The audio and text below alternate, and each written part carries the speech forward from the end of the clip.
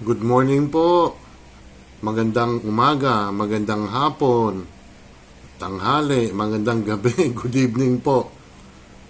Ako po ay si Tito Noise Vlogs po. Kilala niyo naman po ako. Minsan, pag nagbablog, galit. Minsan, mabait. Pero ngayon, ako'y magpapakabait na po. Sana po. Kasi po, nakita niyo naman kung napanood yung kahapon kong vlog, o nag-unbox po ako or nag-review po ako ng gadget, at saka may mensahe po ako ron, na ako'y mag-iingat na po. Ako'y kasalanan ko siguro po yun na hindi ko nalalaman na maybe sa bugso ng damdamin, nagagalit po tayo dahil sa mga nangyayari sa paligid natin, mga kababayan ko. Sigurado ko ba, Tito Noise, na mabait ka na? Hindi ko alam Paano kaya? Iko-control ko na lang ang aking Iko-control ko na lang ang aking sarili how to na lang para makapag-vlog tayo ng maayos po. Meron man ako nakikita na na sobrang matindi pa yung mga kababayan ko. Yung salitang ako naman sa issue lang ako, pero tama yung kaibigan ko si Oxy. Hindi ka nga nagmumura, pero nakakasakit ka ng damdamin, mga kababayan. Kaya mag-iingat lang po ako. Sana po bigyan niyo ako ng payo na lang kung Pero marami ng ibang paraan naman, di ba? Para makapag-vlog ng mahinahon, matiwasay, mga kababayan ko. Ito, mga kababayan ko, ang komentaryo ko po is, hindi ako galit kasi yung tungkol sa ICC na nag-backtrack na raw si Pangulong Bongbong Marcos, hindi po totoo yun po. Siguro, ang sabi ni Pangulong Marcos nga, pwedeng pumasok ang mga ICC rito, pero hindi sila tutulungan po. Wala magbibigay ng impormasyon. Pwede sila maging turista po. Yun ang ayon kay Pangulong Marcos. Pakinggan natin ang 1 minuto niyang pahayag.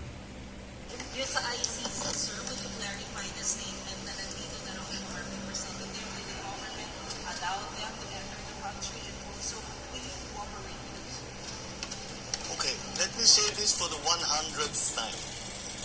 I do not recognize the jurisdiction of ICC in the Philippines. I consider it. Malinaw yan Hindi nire-recognize si Pangulong Bongbong Marcos ang ICC rito. Kasi ito ay patukoy kay dating Pangulong Duterte, kay Senador Bato de la Rosa. Dinamay pa si BP Sara. Anong kinalaman ni BP Sara ron? Meron po tayong korte.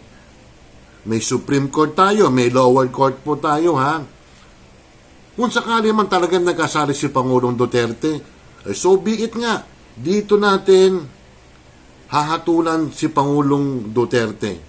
Ako'y maka-Duterte po ako, Pero may ibang mga dating politiko dyan na sumasawsaw,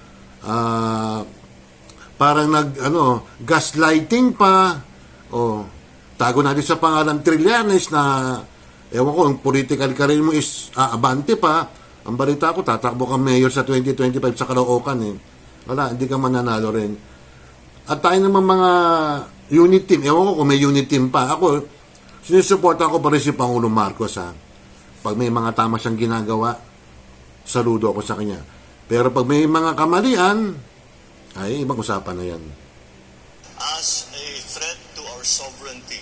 Therefore, the Philippine government will not lift a finger to help any investigation that the ICC conducts. Malinaw. However, as ordinary...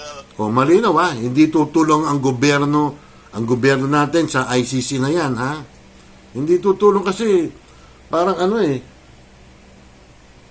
tayo, bansang walang batas, magulo tayong bayan. Hindi naman tayo magulong bayan May problema lang tayo siguro sa mga ibang mga issue diyan, katulad ng mga budget, may mga controversial diyan sa PCSO, ganun talaga yan At may mga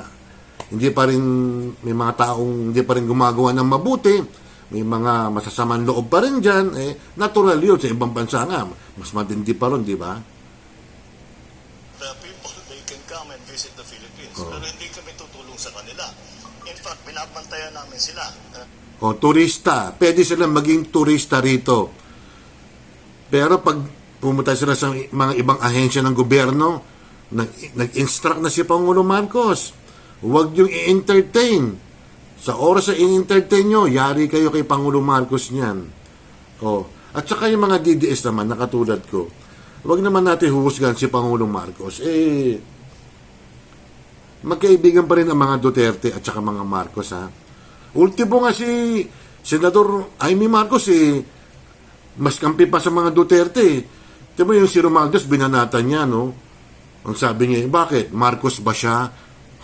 Excuse me, sabi. Galing ni Amy. Making sure that hindi sila, that they do not come into contact with any agency of government. Malinaw, ha? If they are contacting agencies of government, sasabihin nung whatever, policeman, local government, sabihin nung huwag nyung sasagutin. Yun ang sagot natin. That we do not recognize your jurisdiction, therefore we will not assist in any way, shape, Yun, malinaw. any of the investigations that the ICC is doing here in the Philippines. Malinaw, ha? Hindi nila i-assist ang mga ISIS dito. They can go here as a tourist. Si Senador Bato naman, sabagay, opinion niya to, nagbabacktrack daw si Pangulong Marcos. Hindi naman. Ang punahin mo, Senator Bato, na sinusuportahan din kita, si dating Senador Trillanes, siya yung nagpapagulo dito, Kasi galit na galit yan sa mga Duterte kasi tinalo naman siya. Gusto niya kasi maging Vice President ni Pangulong Duterte dati, tinanggihan siya, di ba? Kaya, mga kababayan ko, sa akin lang, oras na talagang pumayag si Pangulong Marcos, pero di naman siguro kasi yung political career ni Pangulong Marcos, kung sakaling payagan yan, na i-entertain ng ICC, nako, that is political S.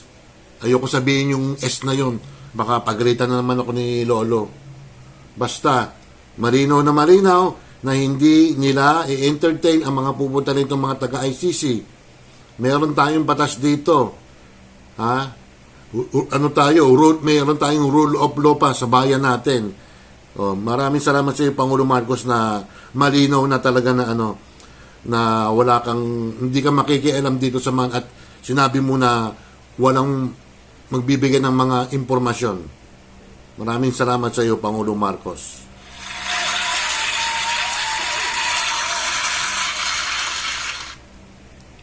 Shoutout muna tayo, ha. Di ako galit, ha. Ikokontrol natin yung sarili ko. Hindi ko alam kung paano, lalo pa yung mga isyong mga nasasangkot ang mga alagad ng batas. Naku, dyan ako. Hindi ako galit. Ang babatiin ko po, ang first honor ko po ay ang aking karibal. Joke lang.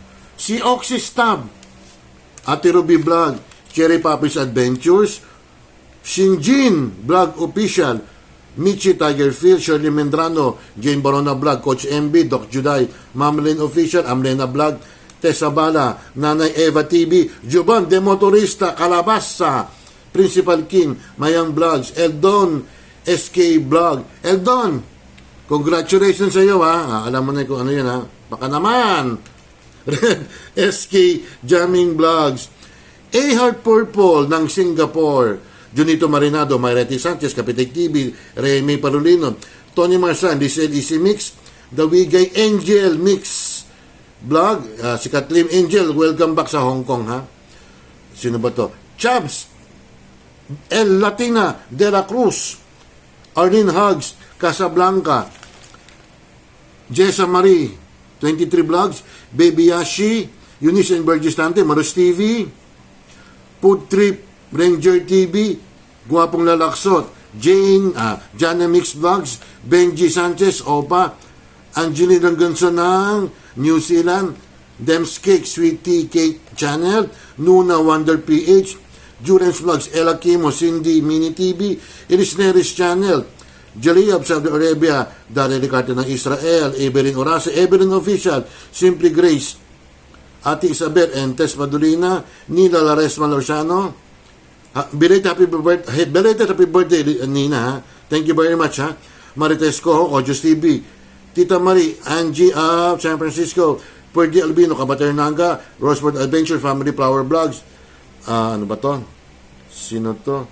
Si Joby's Official Channel, Charles Lumawi, Abo SKTV, Tita Pearl, Boss Anin, Girly Mercer, and Casey Banana, Sarah Vlog, Learn, and Farouk Pariel, mga kababayan ko.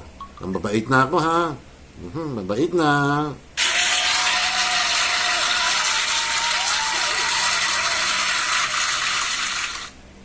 Paminsan-minsan naman mga kababayan ko, mga titos, mga titas, magpahayag di kayo kung anong nararamdaman nyo sa nangyayaring situation, ang current events sa gobyerno natin. Ha? May positive ba? Or may negatibong issue tayo mga kababayan ko? Ang reklamo lang naman mga kababayan natin tungkol sa mga yung mga ibang mga politiko dyan na kumukuha ng hindi nila sarili, at saka yung bilihin talaga mga kababayan ko. Iyon ang number one reklamo ng mga kababayan natin. Mayaman ka man o mahirap. Kaya Pangulo Marcos, ikaw nang bahala sa amin, ha? Alam ko naman na mahal mo ang bayan natin. Kaya lang ibang mga advisor mo, medyo i-review mo. Pwede mong tanggalin or pwedeng i-maintain mo. Kasi marami talagang reklamo about sa mga prices. Although it's worldwide, pero kailangan in-control din natin, Pangulo Marcos, ha? Don't forget to like and subscribe. Hit the bell notification para ma-update po kayo sa aking mga video na ako'y mabait na. Maraming salamat po at peace sa inyong lahat.